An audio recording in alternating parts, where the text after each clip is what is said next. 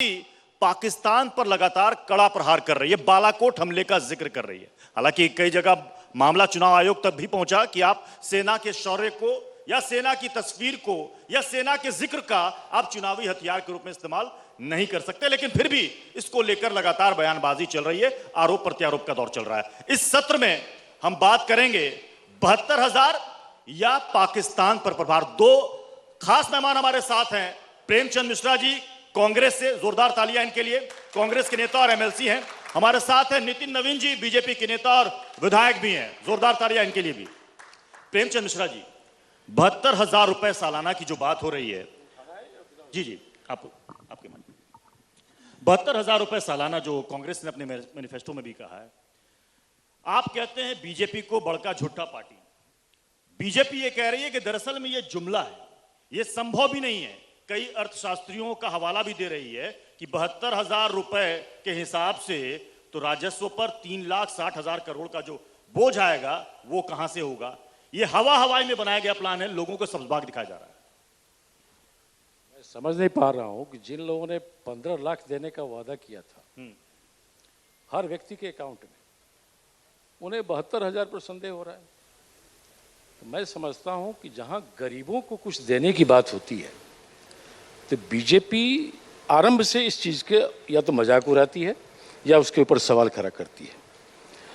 जब हमने कहा कि हम न्यूनतम आय की गारंटी देंगे, वैसे 5 करोड़ परिवार जो बहुत ही आर्थिक रूप से अभाव में रहते हैं, तो उनके घर में अगर 5 आदमी है तो लगभग 25 करोड़ लोगों को हम इस योजना का लाभ पहुंचाएंगे। तो 72,000 रुपये एक साल में देंगे। 72,000 रुपया कहाँ से आएगा? तो आप पूंजीपतियों के 3 लाख करोड़ कर्ज माफ करने के लिए कहाँ से पैसा आया जो मोदी जी ने किया? हम तो गरीबों की भलाई के लिए देंगे, और जब रुपया देंगे तो वो मार्केट में उसका डिमांड बढ़ेगा, सप्लाई बढ़ेगा। प्रेमचंद जी, जब आप कहते हैं कि पूंजीपतियों का कर्ज माफ करने के लिए सरकार के पास इतने पैसे हैं, तो ये भी जरा बता दीजिए कि 72,000 रुपए सालाना देने के लिए कांग्रेस के पास ऐसी कौन सी जादू की छड़ी है कि घुमाएगी और वो पैसे आ जाएंगे। आप कह रहे हैं हम सब्सिडी भी नहीं हटाएंगे, तो ये 72,000 रुपए सालाना कहां से आएंगे?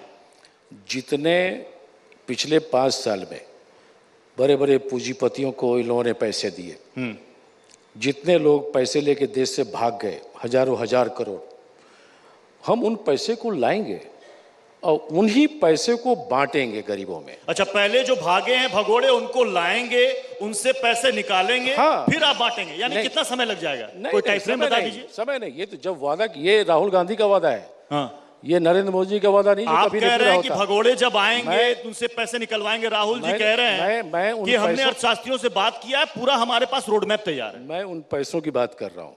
इसमें जो लोग सवाल उठाते हैं जी कि पैसे कहाँ से आए, हाँ, तो मैं उनसे सवाल पूछता हूं कि आपने जो पूंजीपतियों के कर्जे माफ किए 3 लाख करोड़, वो पैसे कहां से आए? इसका जवाब आज तक बीजेपी नहीं देती है। हजारों हजार करोड़ लेके प्रधानमंत्री के मित्र लोग, नजदीकी लोग देश से बाहर चले गए। आप कह रहे हैं कि हम चौकीदार हैं। ये कैसी चौकीदारी है? तो इन बिंदुओं पर सवाल नहीं उठाया जाता है, लेकिन गरीबों को हम कुछ देना चाहते हैं उस पर सवाल उठा रहे हैं। हमारा मानना है कि जब हम पैसे देंगे, हाँ, तो मार्केट से ही उसका डिमांड और सप्लाई दोनों बढ़ता है। जब आमदनी बढ़ेगी, हाँ, तो डिमांड बढ़ेगा, ठीक है, पैसा वही रोटेट। चलिए नितिन जी, अब अगर आप सवाल उठाते हैं 72,000 रुपए पर, आप इसे चुनावी जुमला बताते हैं, तो फिर कांग्रेस की तरफ से सवाल क्यों ना पूछा जाए कि भाई 15 लाख रुपए का क्या हुआ? नहीं, बड़ी प्रेमचंद मिश्रा जी जो हमारे कांग्रेस के प्रवक्ता हैं, इन्होंने बड़ा अच्छा कहा कि हम गरीबों की बात करते हैं। इनका ट्रैक रिकॉर्ड रहा है गरीबी दूर करने वाला जो विषय, इन्होंने 60 साल तक देश की जनता को जुमले में रखा और हम पर जुमले का टैग लगाते हैं। तो आपका जो ट्रैक रिकॉर्ड रहा है कि 60 साल में आपने गरीबी तो नहीं घटाई, हाँ एक परिवार विशेष के लिए अमीरी जरूर बढ़ा दी, ये सब जनता जानती है। जहाँ तक आप जिसकी चर्चा कर रहे हैं कि 72,000 पूंजीपतियों की बात, कांग्रेस ने उन्हीं पूंजीपतियों को बिना केवल कांग्रेस के रुख के कारण, कांग्रेस के बड़े बड़े नेताओं के कारण उनको लोन दिया गया, एनपीए हुआ। हम तो वो लोग हैं जिनको कान पकड़ के इंग्लैंड में भी बैठा है तो उसको इंडिया लाने में लगे हुए हैं। हम वो लोग हैं। अभी तक आए क्यों नहीं? हम ही ला रहे हैं ना। इन्होंने तो उनको दिया था, सेफ जोन दिया था, बड़े बड़े एनपीए इनके समय में हुए, करोड़ों। आज बैंक की जो स्थिति है उसकी हालत खराब करने में इनका सबसे बड़ा हाथ रहा। नीरव मोदी किसके समय भागा? भागने का विषय मैंने नहीं बताया। विजय माल्या किसके समय भागा? किसके सामने? विजय माल्या। हमारी सरकार की देन है। ये जो मोबाइल लेके हम घूम रहे हैं ना, ये हमारी सरकार की देन है। जो हमारे खिलाफ जिसको लेकर प्रचार करते हैं ना, वो हमने लाया है। हमने इस देश में टेक्नोलॉजी लाया है। हमने इंजीनियरिंग कॉलेज, आईआईटी खोला, आईआईएम खोला है। हम पकौड़े की दुकान खोलने के लिए कभी नहीं कहे कि पकौड़ा बेच लो, वो रोजगार है। हम शिक्षा रोजगार की बात करते हैं, हम हिंदू मुस्लिम लड़ाने की बात नहीं करते। आपने इतना सब कुछ काम कर दिया, आज आप केंद्र की सत्ता से दूर हैं और बिहार की सत्ता में तो 2 दशक से ज्यादा हो गए, अभी तक आप सरकार में कहीं नहीं है। सरकार में कहीं नहीं है, बल्कि आप क्षेत्रीय दलों के भरोसे, उनकी बैसाखी के सहारे चल रहे हैं। बीजेपी कौन सी अपने भरोसे है? उसके पास तो 28 पार्टियों का गठबंधन है।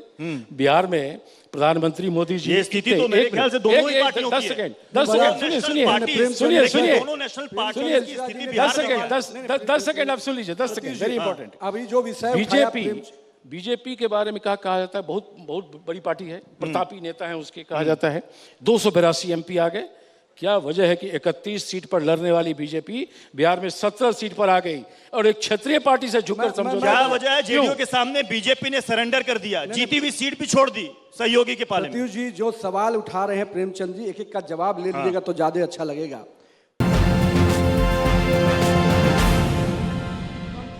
तो आप विषय को बदलते हैं, डाइवर्ट करते हैं, ये इनकी पुरानी टैक्टिस है। और आरएसएस की यही शिक्षा होती है कि चीजों को भ्रमित करो, लोगों को गुमराह करो और इतना झूठ बोलो कि लोग उसी में गुमराह हो जाए। तो एक्चुअली इनके झूठ बोलने की आदत, मैं बता रहा हूँ, आप बहुत पाकिस्तान की बात कर रहे हैं। 7 सालों में इन्होंने पाकिस्तान की बात नहीं, एक सेकंड भैया, एक सेकंड पूछिएगा। जिस पाकिस्तान का नाम लेके राजनीति कर रहे हैं, सिंपल सवाल देश की जनता को बताइए ना, आपकी खुफिया विभाग ने बोला 10 दिन पहले कि पुलवामा में अटैक होने वाला है, आपने उस पर क्यों नहीं एक्ट किया? 300 किलो आरडीएक्स पुलवामा में कैसे पहुंच गया? ये कौन सी चौकीदारी हो रही है भैया? हमारे जवान शहीद हो गए, आप कहते हैं सवाल नहीं पूछो। सवाल कांग्रेस ये बार-बार सवाल क्यों उठाती है कि जरा ये बताएं कि बालाकोट में कितने को मारा? नहीं प्रत्युष जी, एक देखिए पॉइंट क्या है, सवाल इसलिए लोग पूछता है ना, संदेह क्यों होता है? इतना ना झूठ बोले हैं। सेना के शौर्य पर नहीं, कभी नहीं। सेना के शौर्य पर यकीन नहीं है क्या? आप क्या बात कर रहे हैं? फिर आप सवाल क्यों करते हैं? अगर सेना के में कितने मारा, जरा बताइए हमें। संदेह क्यों है? अमित शाह जी ने कहा कि 300 मारे, एक मंत्री ने कहा 400 मारे, एक मंत्री ने कहा नहीं किसी को नहीं मारे, केवल डराने गए थे। ये मंत्रियों के बयान है, इनके सरकार के मंत्रियों के बयान है। आपने कंफ्यूज कर रखा है, चूंकि आपने मारा नहीं है तो आप बोलेंगे क्या? 300 आदमी मारा। अमित शाह के पास एक और कहां से? मैं डॉक्टर प्रभात, मैं भारतीय सेना से रिलेटेड ही क्वेश्चन पूछ रहा हूँ और फैक्ट्स बता रहा हूँ। भारतीय सेना के बारे में किसी भी पार्टी को क्रेडिट लेने या डिस्क्रेडिट करने का अधिकार नहीं है। वो भारत की सेना है, वो पाकिस्तान में ही नहीं, श्रीलंका में जाके भी लिट्टे को मार के आई है, ठीक है। और वो किसकी गवर्नमेंट थी उससे कोई फर्क नहीं पड़ता है। वो शांति सेना के रूप में साउथ अफ्रीका भी गई है और डिफरेंट एरिया में भी गई। उसकी बहादुरी पे भारत की जनता को कभी शक नहीं था। कृपया आप लोग उसको डिबेट में न लाएं। Thank you. है, मैंने कभी सेना के शौर्य पर डिबेट में लाने का विषय नहीं है। तो फिर क्रेडिट क्यों लेना चाहते हैं? बता रहा हूं, जो मौन रहने वाले लोग थे उन पर चोट है, बड़ा स्पष्ट है। दूसरी बात जो अभी कहे कि पुलवामा का रिपोर्ट आपके पास आया, पिछले 5 वर्षों में हमारे यहाँ कितने आतंकवादी घटनाएं हुई, और जब आपकी सरकारें 10 साल रही उस समय कितने आतंकवादी इससे बड़ा झूठ क्या हो सकता है? और आप लोगों ने कितने कार्रवाई किया, ये सबको पठानकोट उरी अटैक किसके समय में हुआ? इन 5 साल में सबसे ज्यादा के बाद हमने उरी पठानकोट। आप ये कहते हैं कि एक भी अटैक नहीं हुआ तो आपको नहीं लगता कि आप झूठ बोल रहे हैं? मैं कभी नहीं कहा कि अगर बीजेपी कहती है एक भी अटैक नहीं हुआ तो आपको नहीं लगता कि झूठ बोल रहे हैं? मैं कभी नहीं कहा अटैक नहीं हुआ। पठानकोट उरी को लोग भूल जाएं, स्किप कर दें। कहीं भूलने की बात है। हमारे एक्शन किस प्रकार से हैं? आपके समय में अटैक होता था, आप मौन बैठते थे। हमारे सामने अटैक होता है, हम कार्रवाई करते हैं, और इस कार्रवाई का विषय अगर हम चर्चा करते हैं तो ये सेना के शौर्य का नहीं, हमारी नेतृत्व क्षमता का विषय था। और सेना की उस कार्रवाई का आप क्रेडिट लेने में भी पीछे नहीं सकते। स्पष्ट रूप से सेना के शौर्य का विषय। क्यों बीजेपी के नेता कहते हैं मोदी की सेना? मोदी की सेना क्यों कहते हैं जिस पर चुनाव आयोग का नोटिस जाता है? जो नेता या कोई भी सेना के विषय को, मोदी की सेना जो कार्यकर्ताओं का विषय होता है, जो सेना की बात आती है वो सेना के शौर्य को हम लोग हमेशा अलग रखते हैं। और हमने यही कहा, जिस नेतृत्व क्षमता का परिचय नरेंद्र मोदी जी ने दिया है, हम उसकी चर्चा करते हैं। इस चर्चा में किसी को गुरेज प्रेमचंद नहीं मिश्रा होना जी, इससे पहले की जितनी भी सरकारें थी, उनके पास ऐसा कोई दमखम नहीं था, वो सक्षम नहीं थी कि पाकिस्तान को सबक सिखा सके। एकमात्र पूरे हिंदुस्तान में अब तक के चुनावी इतिहास में मोदी सरकार ऐसी आई है जिसमें दम है पाकिस्तान को सबक सिखाने का। बाकी सरकारें तो बेकार थी। पाकिस्तान को 2 टुकड़े करके बांग्लादेश की सरकार ने बनाई। हम दिन के लाहौर में भरी दोपहरिया प्रवेश किए थे और 97,000 पाकिस्तान के सैनिकों को घुटने के बल आत्मसमर्पण कराया था। हमारी सरकार थी ना, हम तो कभी उस समय पर वोट मांगने नहीं आए। आप रात के अंधेरे में कहीं जाके कुछ कर लिए हो, ठीक है, आप लगातार इतने झूठ बोलते रहे हैं कि लोगों को शक हो जाता है। अगर इनकी झूठ बोलने की आदत मशहूर नहीं होती तो किसी को भी सबूत मांगने की जरूरत नहीं होती, मेरा ये मानना है। पॉइंट क्या है, अभी भी झूठ बोल रहे हैं कि हमारे यहाँ हमले कम हुए। नहीं, सुनिए, मेरा सवाल सुनिए, फिर आप कहिए। नहीं, एक सेकंड, ये इन्होंने जो कहा है, पठानकोट का हमला हुआ, उरी में हमला हुआ, गुरदासपुर में हमला हुआ, पुलवामा में हमला हुआ, चारों में खुफिया एजेंसी की खबर थी कि हमला होने वाला है। आपकी सरकार क्या करी भाई? आपके तुम चौकीदार हैं, ऐसे चौकीदार को फिर दोबारा वोट करेंगे क्या? फिर ये पूछेंगे 2008 में हमला हो गया, आपने क्या किया? तो हम कहाँ कहते रहे कि हमला नहीं हुआ? आपने ISI को बुलाया पठानकोट एयरबेस के अंदर, ये पहली बार हुआ कि पाकिस्तानी खुफिया एजेंसी को हमने अपना एयरबेस दिखा दिया अंदर में आके कि देखो तुम जांच करो। आपने कहा कि अभी तक की सरकार में, अभी तक के इतिहास में ऐसा कभी नहीं हुआ कि किसी सरकार ने सेना के शौर्य का, पराक्रम का क्रेडिट लिया। लेकिन यह भी पहली बार हो रहा है कि विपक्ष सवाल खड़े कर रहा है कि जरा बताएं कितने लोगों को आपने मारा। यह भी पहली बार हो रहा है। ये इसलिए हो रहा है कि आपके नेता भिन्न भिन्न बयान देते हैं। अमित शाह जी ने कहा 300 मारे, तो क्या अमित शाह जी कैमरा लेके गए थे, सबका डेड बॉडी का फोटो लिखा है, उसका आज तक बताया नहीं कि क्या आधार है? आपके ये जो अपने अहलुवालिया जी मंत्री हैं बिहार वाले, सेना की तरफ से बयान आ गया कि हम टारगेट हिट करना हमारा काम है, लाशें गिनना हमारा काम है, हम मान लिया। तो फिर अमित शाह जी, फिर सैम पित्रोदा जी बार बार क्यों कहते हैं कि मैं तो पूछूंगा, मैं तो बार बार पूछूंगा, मैं पूछता रहूंगा। अमित शाह बीजेपी के राष्ट्रीय अध्यक्ष हैं, सत्तारूढ़ पार्टी के राष्ट्रीय अध्यक्ष हैं। उन्होंने ऑन रिकॉर्ड कहा कि हमने 300 मारे। क्या सबूत है बताइए? 300 नाम कहां से आया?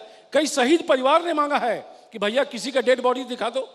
आप शहीद परिवारों की बात, 250, कोई 300, कोई 350, ये क्या है? स्पष्ट है, हमारे राष्ट्रीय अध्यक्ष जी ने कहा कि वहां पर 300 से अधिक आतंकवादी थे, हम लोगों ने हिट किया। ये लिस्ट बनाने का काम कांग्रेस के लोग करे। हमने कहा कि वहां पर 300 से अधिक आतंकवादी थे, हमने हिट किया, वहां से आतंकवादी मारे गए। आपको इसमें शक है तो आपको मुबारक हो। चलिए एक सवाल ऑडियंस से। नितिन नवीन ये भी बताया कि वहां 300 आतंकवादी मारे गए। वर्ल्ड का चैनल है BBC, वहां रिपोर्टिंग किया, उन्होंने बताया कि वो पेड़ उखड़ा है। इस पे इनका क्या जवाब है? पेड़ उखड़ा है वो कह रहे हैं, बोले पेड़ दरख्त उखड़ गए वहां से, वो BBC ने लाइव दिखाया था। दूसरा सवाल कि जो बीजेपी के टाइम में अभी 5 साल की गवर्नमेंट रही है मोदी सरकार की, इन्होंने जो CBI के जो सरकारी संस्थान है उनमें जो अभी इन्होंने CBI को डायरेक्टर को हटाया, फिर ये जो कॉलेजियम व्यवस्था में जो न्यायपालिका है, ये इन्होंने जजों के मामले में जो धरना प्रदर्शन किया, इन्होंने एक प्रेस कॉन्फ्रेंस किया, इस पे ये क्या बोलेंगे? बड़ा स्पष्ट है, जो CBI और चीफ जस्टिस जो भी बनते हैं उसमें आपके जानकारी में जहां एक और प्रधानमंत्री होते हैं वहीं नेता प्रतिपक्ष भी होते हैं, और निश्चित रूप से कोई एक व्यक्ति तय नहीं करता कि कौन जो लोग जिस भी विषय से अपना रखे थे, जो माननीय न्यायमूर्ति लोग, उन्होंने फिर उस विषय का पट्टाक्षेप भी किया। और सबसे बड़ी बात, आज उसी में से एक व्यक्ति चीफ जस्टिस भी है, तो कहाँ इस विषय पे कोई गतिरोध? चलिए, चूंकि हम बिहार में हैं और बिहार की भी बात हो रही है, विशेष राज्य का दर्जा, स्पेशल स्टेटस की बात लंबे समय से बिहार में होती रही है। जब यूपीए गवर्नमेंट केंद्र में थी, बीजेपी जेडीयू कहते थी कि साहब स्पेशल स्टेटस का दर्जा दे दीजिए।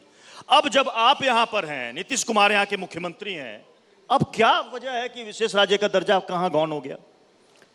बीजेपी को अब नहीं चाहिए, नहीं, विशेष राज्य का दर्जा नहीं चाहिए बिहार बीजेपी। जिस प्रकार से हम लोगों ने स्पेशल स्टेटस की मांग की थी, विशेष राज्य के दर्जे का जो विषय उठाया था, उस विषय को हम लोगों ने वहां, आज जो प्रधानमंत्री ने जिस प्रकार से पैकेज की घोषणा की, जिस प्रकार से अलग अलग डिपार्टमेंट में बेनिफिट किए, माननीय मतलब आपने कहा पीएम ने पैकेज की घोषणा कर दी, हमें विशेष राज्य का दर्जा नहीं चाहिए। विशेष राज्य के दर्जे का डिमांड आज भी बिहार के लोगों का, बिहार के सरकार का, हमारा। तो और बीजेपी चुप क्यों है? चुप नहीं, जिस प्रकार से सुशील मोदी जब 2009 में ये कहते हैं यूपीए गवर्नमेंट से कि भाई ये तो हमारा हक है और किसी हाल में हम लेकर रहेंगे। आज जब केंद्र में बीजेपी की सरकार है, नरेंद्र मोदी पीएम है, सुशील मोदी यहां पर चुप क्यों है? चुप नहीं है। 15वें वित्त आयोग में जब हमारी टीम मिली, इस बार भी जो टीम आई थी, उस समय भी हमारे यहाँ से जो हमारे मंत्री लोग मिले, उन्होंने इस विषय का, चूंकि जो वित्त आयोग होता है उसके जो तरीके होते हैं, उसमें जिस प्रकार से कानून बनाए गए हर राज्य को स्पेशल दर्जा देने का,